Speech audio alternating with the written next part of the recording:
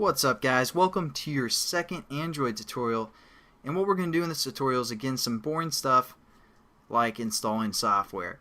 And the software we're going to install is Eclipse. So go into Google, type in Eclipse or download Eclipse. I'm going to say Eclipse download, and it should be the first link from eclipse.org/downloads. We're going to click on that, and basically what Eclipse is an IDE which will make developing a lot easier for us. It's going to give us some error checking, some shortcuts, just basically some references, so we won't have to remember exactly every line of code that we're going to use for the most part by memory. It's going to be a lot simpler for the most part, and that's how we're going to integrate the SDK as well. So here we go. There's a lot of choices for Eclipse that we can download. What we want is the Eclipse IDE for Java developers, and over here is your platform. It should choose it automatically for you, but just in case, you can click Windows or Mac OS. And we're going to download the 32-bit.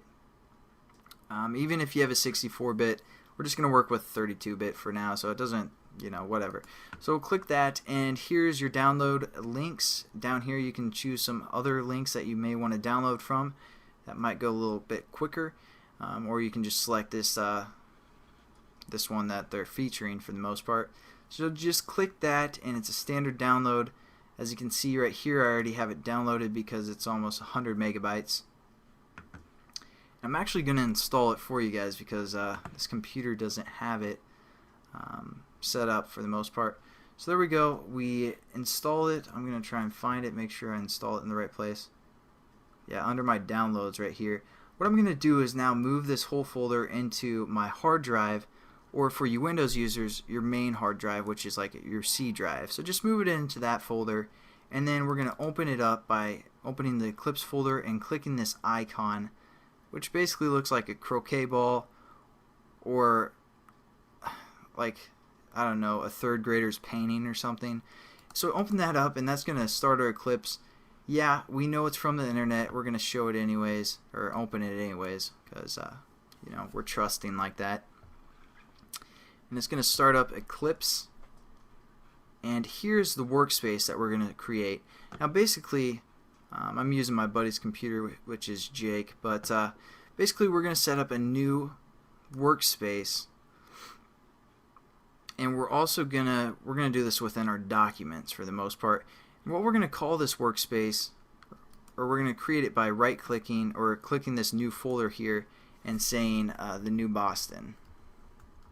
Now this is where we're going to again create a workspace, and what a workspace is the way to organize all of our Java classes, all our resources that we want to use, and all that good stuff. So we're going to call that the new Boston. Hit open, and now that's where our documents are. Now we're just going to click OK. And also, for you guys wondering, the Java JDK that we installed last time, most likely Eclipse will still work, even if you guys don't download that, because it's going to have some sort of Java on your computer. But you guys wanted to get the most recent one so we could use it for like Google Maps and signing our project and getting it onto the marketplace, which we'll get into later. But now we have Eclipse set up. We exited out of, sorry, I kind of skipped over that, but there's a welcome screen. It's boring, ugly, and from the 1980s or something. So we exited out of that welcome screen. The X was up here somewhere. So just click that, and then you'll get this, which is basically the layout of Eclipse. And what we're going to do is set up the ADT reference. So what I want you guys to go to, or where I want you guys to go now, is in Google, type in Android ADT. Hit enter, and it'll be this first link from the developerandroid.com page /SDK/Eclipse ADT. Click that, and here's the developer page.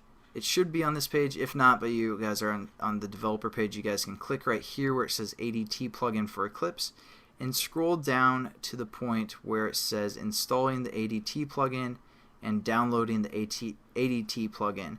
So it gives us a link. What we're going to do is copy this link by Control-C or Command-C, whatever you guys are on, Windows or Mac.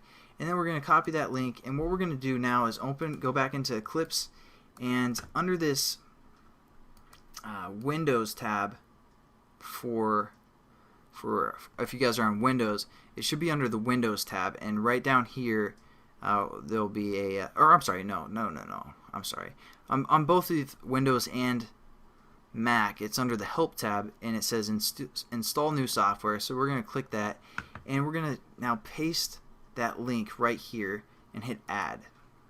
Now we can add a name to this, so we're going to just add a name, so Android ADT, and again you guys can paste the link right here. That's the location link, and hit OK. And it's basically going to get the developer tools for us that we're going to need for Android programming. So that might take a little bit. We're just going to click this, hit next,